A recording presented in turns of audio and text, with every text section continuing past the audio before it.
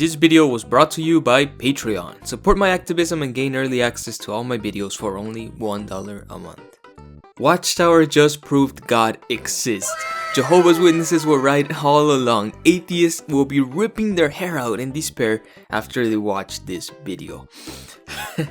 Watchtower just released this short video titled, "Is God Real?", in which they attempt to answer one of philosophy's most persistent questions.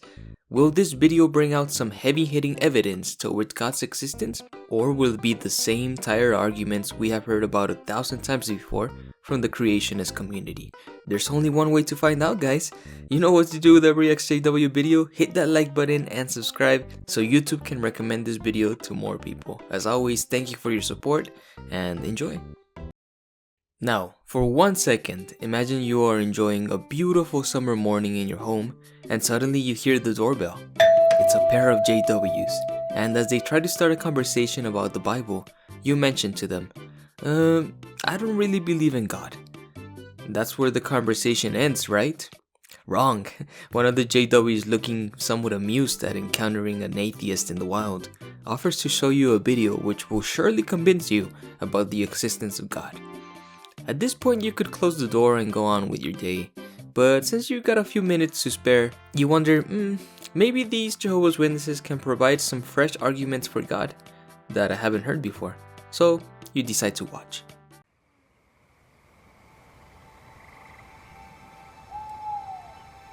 Many people feel that it takes blind faith to believe in God.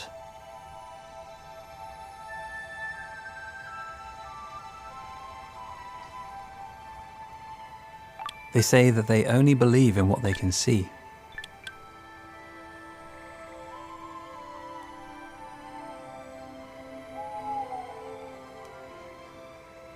And often what they see is human suffering. God, they cannot see. If God is real, they ask, why do bad things happen to good people?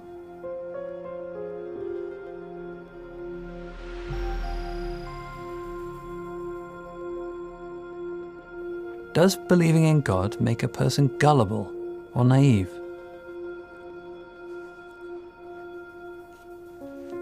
At Hebrews 11:1, the Bible says, "Faith is the evident demonstration of realities that are not seen."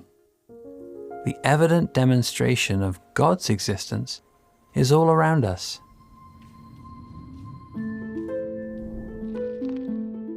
Some of it we can see, and some of it we can't. For example, our sun emits ultraviolet rays. How are we protected from their harmful effects? Our Earth has a protective shield, a layer of ozone gas that filters out most of the harmful radiation. If the radiation increases, so does the protective ozone. It's reasonable to ask, is there an intelligence behind the Earth's processes and the things we observe in nature? At Hebrews 3 and verse 4, the Bible says, "Every house is constructed by someone, but the one who constructed all things is God." Where there is design, there is a designer. That makes sense. Wouldn't that same logic apply to our complex Earth? Even if you can accept the possibility of a creator, you might wonder, how do we explain suffering? If you see a house in ruins, would you conclude that it had no builder? Or could there be a more plausible explanation? Why deny God's existence because of suffering? Instead, let your questions lead to further investigation. To learn more about what the Bible says on this and many other topics, go to jw.org. Well, were you convinced? These arguments are so overused that I'm feeling a bit of secondhand embarrassment. So, during this discussion, I'm going to point out the exact flaws in the arguments presented here. You will find that all of these points are not limited to JWs, but also apply to the wider sphere of Christian apologetics. And my purpose in breaking down these arguments is not to belittle your faith, but to help you avoid using these overused arguments in your conversations, because at this point, these arguments for God's existence that Watchtower is presenting don't impress anyone. So now, allow me to tell you why that is. Many people feel that it takes blind faith to believe in God. First of all, we need to get something straight. What is faith? Saying the phrase blind faith is as redundant as saying hot fire. Faith is by definition blind. Please don't take this as a snarky atheist comment. The Bible also defines faith this way. For example, the NIV says that faith is confidence in what we hope for and assurance about what we do not see. Other translations word this last part as the evidence of things we cannot see. And the Jehovah's Witness Bible uses convoluted phrase, the evident demonstration of realities that are not seen. So the translations vary a bit, but the idea is that faith is believing in something despite a lack of physical evidence. If there is evidence for something, believing in it does not require faith. I'm not saying that faith is bad or that if you have faith, you're a dumb person. I think faith can be useful, beautiful even. But when the goal is to establish an objective truth, faith has no value whatsoever. What do I mean by this? Well, imagine a group of scientists get together to study an archaeological site, very old, very fascinating. And they want to learn what the people that once lived in that site were like. One scientist discovers a few stone tools and determines that these people were hunters. Well, he has the evidence of the stone tools to support his claim. Another scientist keeps digging and discovers mammoth bones with markings on them and claims that these ancient people hunted mammoths. Reasonable, he has the evidence. The third scientist discovers a few shards of pottery and declares that aliens must have planted the pottery there. The first two scientists, looking a bit confused, ask him, "How do you know it was the aliens who made these?" The third scientist answers, "I have faith that they did." As you can imagine, this response would not get him very far. To establish the truth, we must provide evidence. Faith does not count as evidence. So if you're trying to prove that God exists, you provide evidence that He exists. And what evidence does Watchtower provide for God's existence? Basically, the complexity of the universe. And this is not exclusive to them. I think this is by far the most used argument for God's existence. We can call it the argument from complexity, or the watchmaker analogy. So the argument goes like this. The universe we live in is so complex, it could not have originated without an intelligent mind behind it. And the Earth's conditions are perfect for life. The Earth is just a perfect distance from the Sun, tilts at just the right angle, and like this video pointed out, the gravitational field around the Earth protects it from the Sun's harmful effects. There must be a designer behind it, right? Well, at first glance, this argument makes a lot of sense. Everything we see around us, our smartphones, our cars, this piece of art, was designed by an intelligent mind. So it's in our intuition to believe that the natural world was also designed by an intelligent mind. That's why creation myths are so universal. As human beings, we try to explain the existence of the world around us in terms that we're familiar with. So the watchmaker analogy has a lot of intuitive potential, but it suffers from a few flaws. So the premise is, complexity is always a product of intelligence. Organisms are complex, therefore they must have been designed by an intelligent mind. Well, when the watchmaker analogy was first penned back in 1802 by William Paley, it was a time where this made perfect sense. It was the only explanation possible. Since science had not yet found a way to explain the origin of complex organisms, well, the only reasonable answer at the time was, well, God did it. But everything changed when Charles Darwin wrote his theory of evolution by natural selection. Thanks to his research and the research of 2 centuries worth of scientists after him, we now know that complexity does arise naturally, through evolution by natural selection. Now take in mind that evolution is not the same as chance. Complex organisms do not arise by chance like the flipping of dice.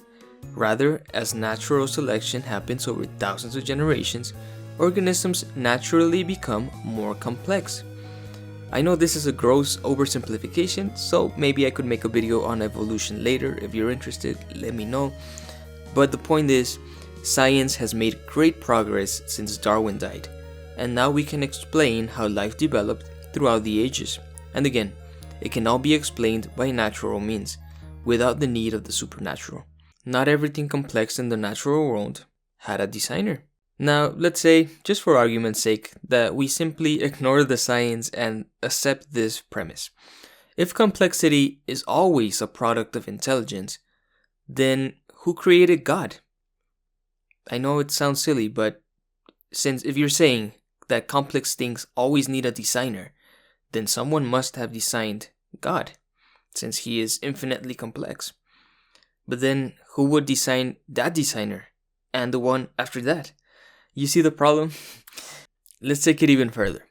If someone just had to design the universe, then how are you so sure it was the monotheistic God of the Bible, as Christians like to claim? Why couldn't it be multiple gods creating the universe? Why was it not Odin, Osiris, or Allah?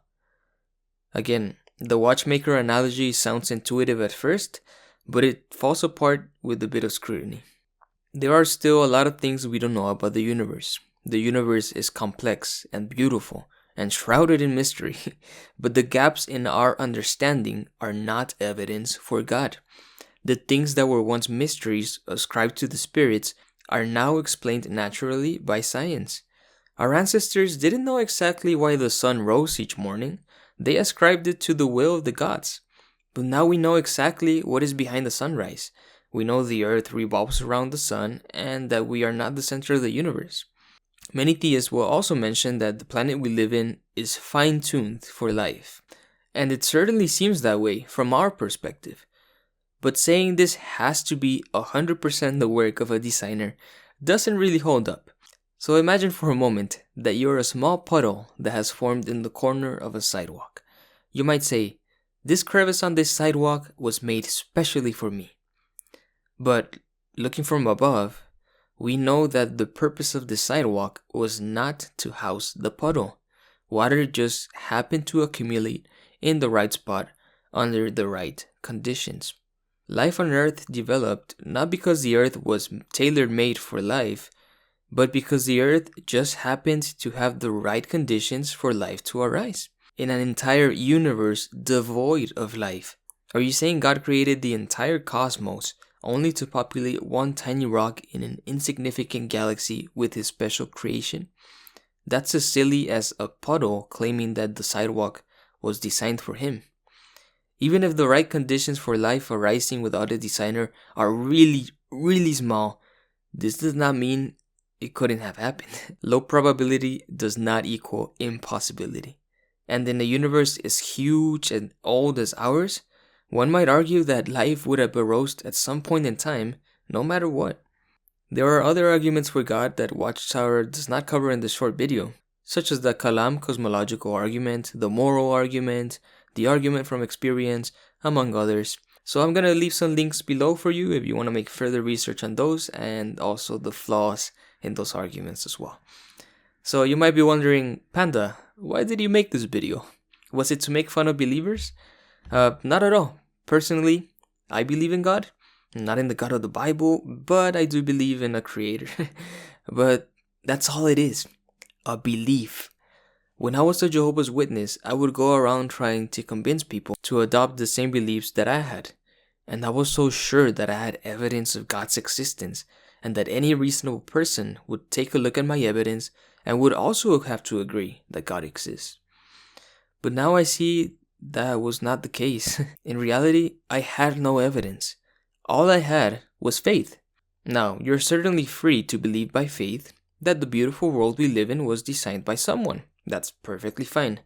But as we mentioned in the beginning, faith has no value in establishing objective truth.